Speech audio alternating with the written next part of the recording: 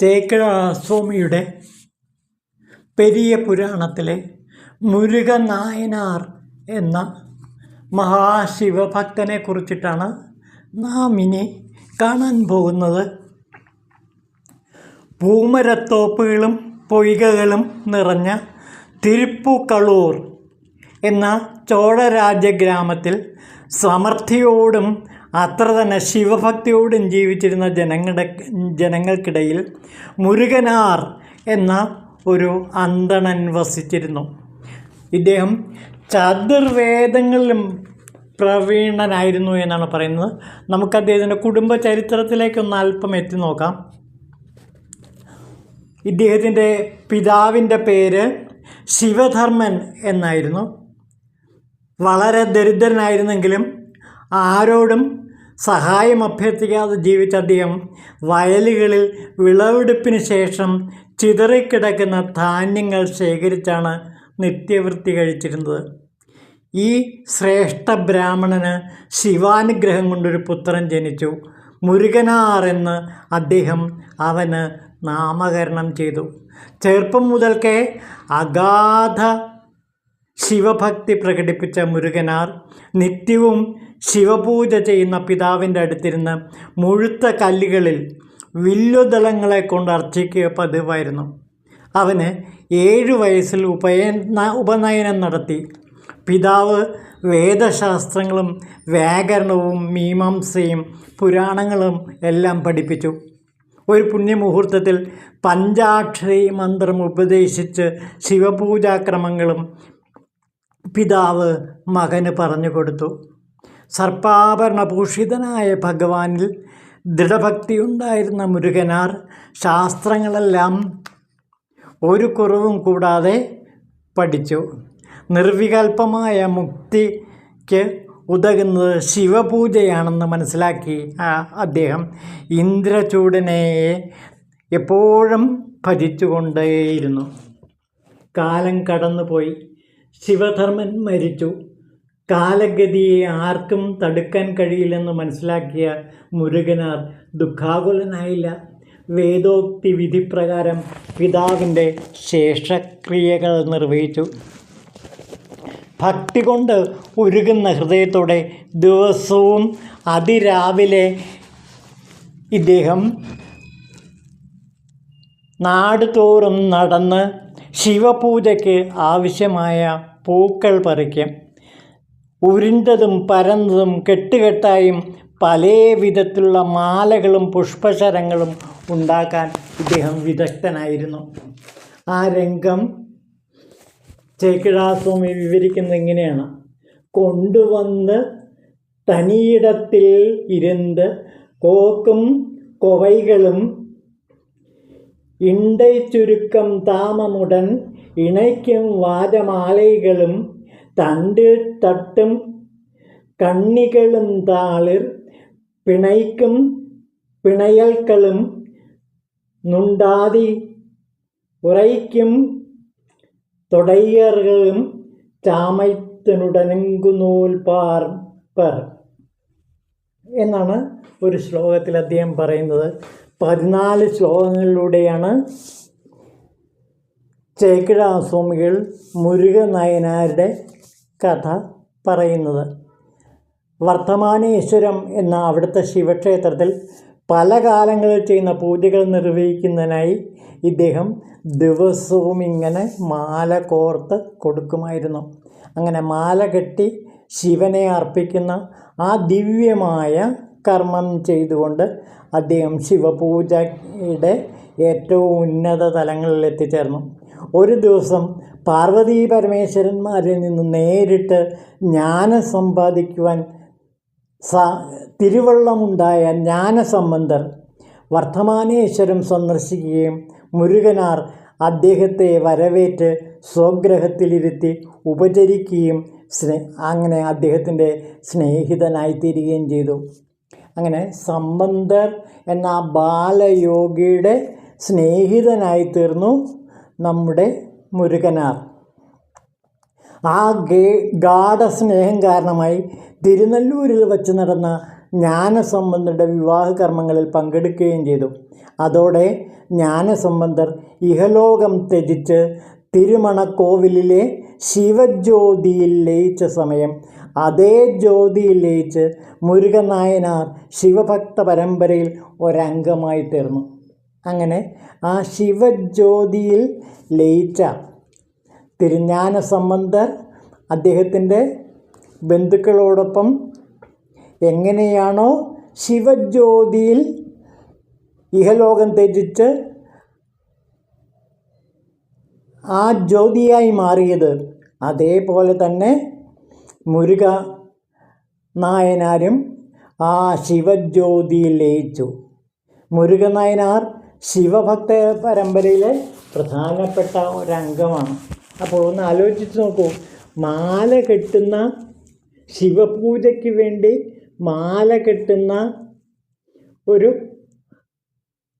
ഭക്തൻ എങ്ങനെയാണ് ശിവജ്യോതിയിൽ ലയിക്കുന്നത് എന്ന് നാം ഓർക്കുക. വള്ളലാരെ പോലുള്ള മഹായോഗികളാണ് ശിവജ്യോതിയിൽ ലയിക്കുന്നത്. അതേപോലെ തന്നെ തിരുஞാനസംബന്ധരെ പോലെ അത്രയേറെ ശിവ തേജസ് നിറഞ്ഞവരാണ് ശിവജ്യോതിയിൽ ലയിക്കുന്നത്. ആ ജ്യോതിയിൽ ലയിക്കാൻ ഇവിടെ മുരുകൻ നായനാർക്കും കഴിഞ്ഞു എന്നുള്ളത് അദ്ദേഹത്തിൻ്റെ മാലകെട്ടലിൻ്റെ പവിത്രതയെ വ്യക്തമാക്കുന്നു. ശിവനെ അർപ്പിക്കാൻ വേണ്ടിയുള്ള ആ തിരുമാലകൾ, പലതരത്തിലുള്ള മാലകൾ അദ്ദേഹം കെട്ടിയുണ്ടാക്കുമായിരുന്നു. ഈ മാലകളാണ് ശിവനെ ദിവസവും അണിയിക്കുന്നത്. അങ്ങനെ ശിവൻ്റെ പ്രീതി നേടാനും ശിവഭക്തരിൽ വച്ച് അഗ്രഗണ്യനായി തീരാനും മുരുകൻ നായനാർക്ക് കഴിഞ്ഞു എന്നുള്ളതാണ് സത്യം. അതുകൊണ്ടാണ് അദ്ദേഹത്തിന് ശിവജ്യോതിയിൽ ലയിച്ചു ചേരാൻ കഴിയുന്നത്. ഒന്ന് ആലോചിച്ച് നോക്കൂ, തിരുஞാനസംബന്ധരെ പോലെ ഉള്ള ഒരാൾ ഈ ക്ഷേത്രം സന്ദർശിച്ചപ്പോൾ ആ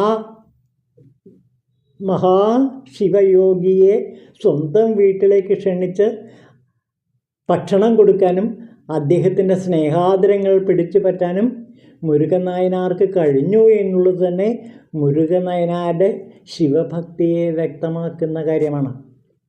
അങ്ങനെ ഏത് തലത്തിലാണോ തിരുஞാനസംബന്ധർ എന്ന മഹായോഗി ശിവജ്യോതിയായി തീർന്നത്, അതേപോലെ തന്നെ ഇവിടെ മുരുകൻ നായനാരും ശിവജ്യോതിയിൽ ലയിക്കുന്ന കാഴ്ചയാണ് നാം കാണുന്നത്.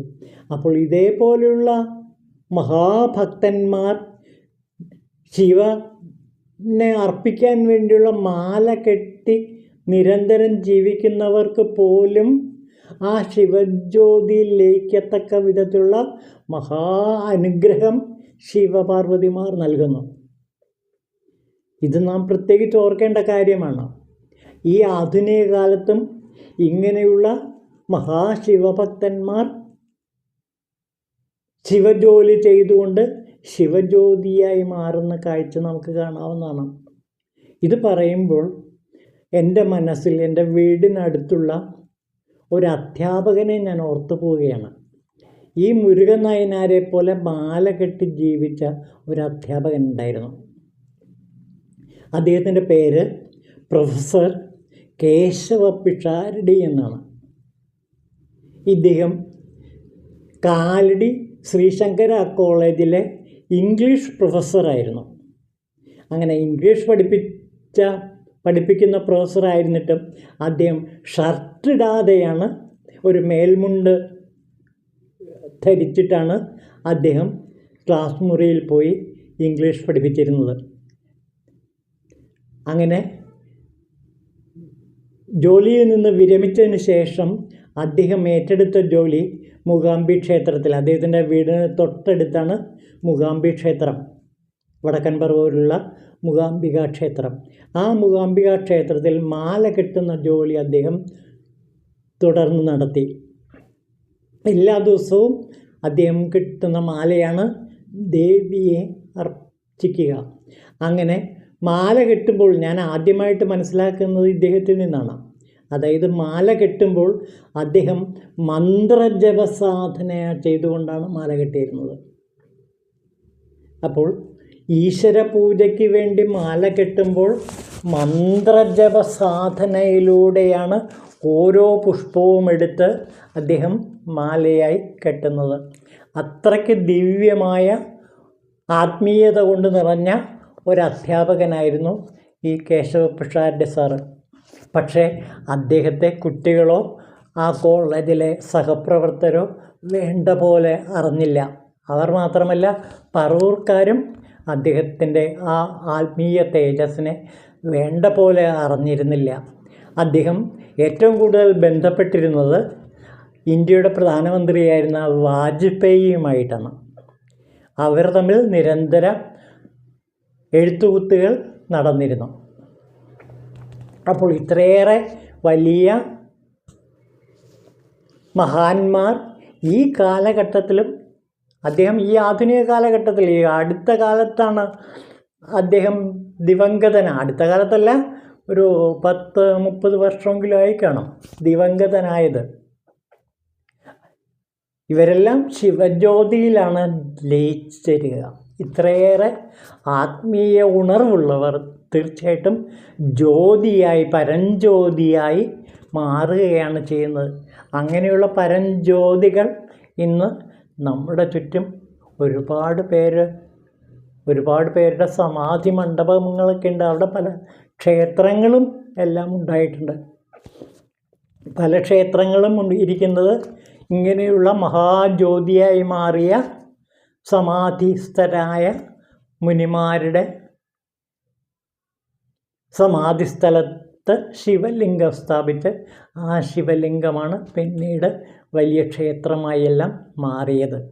അപ്പോൾ ഇങ്ങനെയുള്ള ഒരുപാട് സംഭവങ്ങൾ ഈ അടുത്ത കാലത്ത് പോലും നമ്മുടെ ജീവിതത്തിലൊക്കെ നമുക്ക് കാണാൻ കഴിയും. അപ്പോൾ എത്ര നിസ്സാര ജോലിയാണ് ചെയ്യുന്നതെങ്കിലും, ഭഗവാന്റെ മാല കെട്ടുന്ന ജോലിയാണ് ചെയ്തിരുന്നത്. പക്ഷേ ആ ചെയ്യുന്ന ജോലി അങ്ങേറ്റത്തെ ശിവാർപ്പണത്തോടെ ചെയ്യുമ്പോൾ, ഈശ്വരാർപ്പണത്തോടെ ചെയ്യുമ്പോൾ, മന്ത്രസാധനയോടെ ചെയ്യുമ്പോൾ ഓരോ നിമിഷവും അവരുടെ ജീവിതത്തെ കൂടുതൽ ഈശ്വരതുല്യമാക്കി മാറ്റുകയാണ്. ഇവരെല്ലാം സാക്ഷാൽ ഈശ്വരന്മാർ തന്നെയാണ്. ഇവരെല്ലാം സാക്ഷാൽ ഗുരുക്കന്മാർ മാത്രമല്ല, ഗുരുവധീശനാണ്. ആ ഗുരുവധീശ പരമ്പരയിൽപ്പെട്ട മുരുകനായനാരുടെ കഥയാണ് നാം ഇപ്പോൾ കണ്ടത്. ഓം ശിവായ നമഃ.